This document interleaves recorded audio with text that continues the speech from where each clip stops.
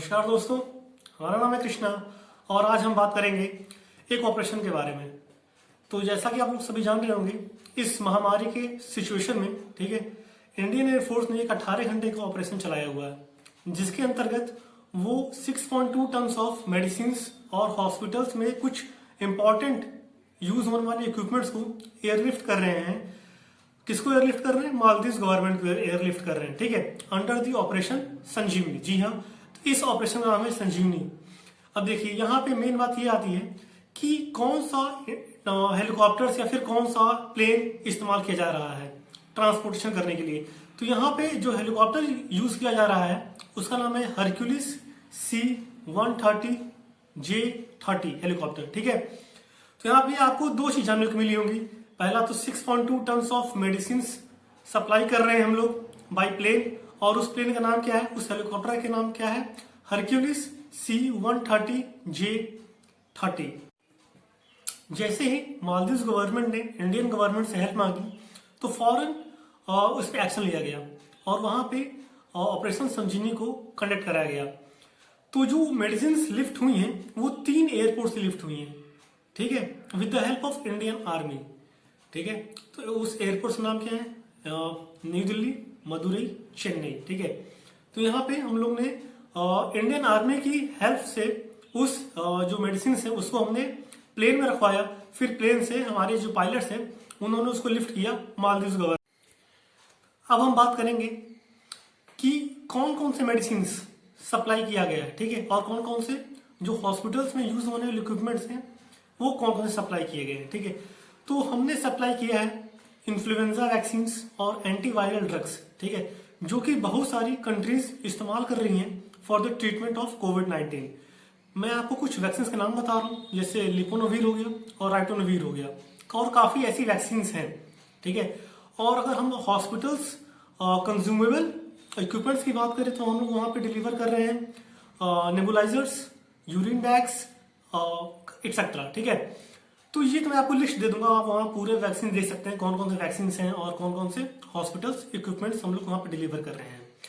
अब बात आती है उस पर, क्या ये पहली बार हेल्प की है इंडियन गवर्नमेंट ने मालदीव की? जी नहीं, इससे पहले काफी बार इंडियन गवर्नमेंट ने हेल्प की है मालदीव गवर्नमेंट की, क्योंकि वो हमारा पड़ोसी मुल्क है। और जैसा कि आप जानते हैं, जितनी बड़ी इकोनॉमी इंडिया की है उतनी बड़ी इकोनॉमी मालदीव की नहीं है, ना ही उनके पास उतनी ज्यादा इंफ्रास्ट्रक्चर है हेल्थ केयर को लेके। जो मेनली वहां पे जो इकोनॉमी रिवाइव होती है वो टूरिज्म और ट्रैवलिंग की वजह से होती है। लेकिन पिछले 1-1.5 महीने से सारे रिस्ट्रिक्शन लगे हुए हैं, पूरे देश में लॉकडाउन लगा हुआ है, ना कोई ट्रैवल कर रहा है, तो जिसकी वजह से उनको काफी दिक्कत हो रही है। तो इसी सब चीजों को देखते हुए इंडियन गवर्नमेंट ने ये स्टेप उठाया है। जैसा मैं आपको कुछ बताना चाहता हूँ, मार्च के महीने में ही 6.2 टन के अलावा 5.5 मिलियन टन ऑफ मेडिसिन हमने पहले ही प्रोवाइड किया गया है मालदीव गवर्नमेंट को, ठीक है। और उसके अलावा एक 14 आर्मी मेडिकल ऑफिसर्स की टीम, ठीक है, वहां भेजी गई है कि आप टेस्टिंग करिए जाके वहां पे। इन सब के अलावा इंडियन गवर्नमेंट ने अपनी प्लेन्स को भेजा था वुहान सिटी में, ताकि मालदीव के पैसेंजर को वो लेके आए, उनके देश में ड्रॉप करें। ये तो बात हो गई। अब देखिए, कुछ इतिहास में आते हैं। 1988 की बात करते हैं तो वहां पे भी इंडियन गवर्नमेंट ने मालदीव गवर्नमेंट की हेल्प की थी।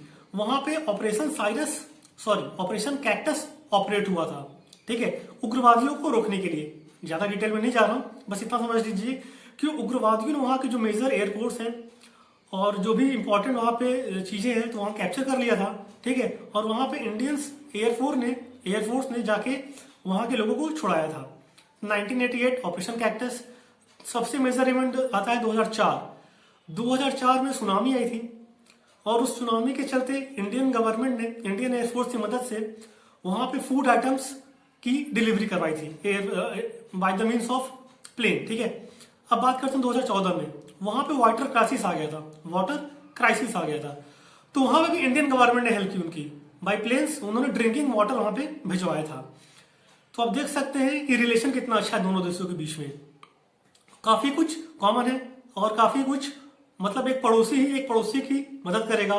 तो एक नेबरिंग कंट्री होने के नाते ये इंडिया का फर्ज बनता है कि वो अपने आस पड़ोस की जितनी कंट्रीज हैं उनकी सहायता करे, क्योंकि जितने भी आस पड़ोस की कंट्रीज हैं वो इकोनॉमिकली उतनी स्ट्रांग नहीं है जितना कि इंडिया इस टाइम पे है। तो उम्मीद करते हैं आज आपको कुछ जानने को मिला होगा, कुछ समझने को मिला होगा और कुछ नया सीखने को मिला होगा। This is me Krishna Mohan signing off. बाबा टेक केयर।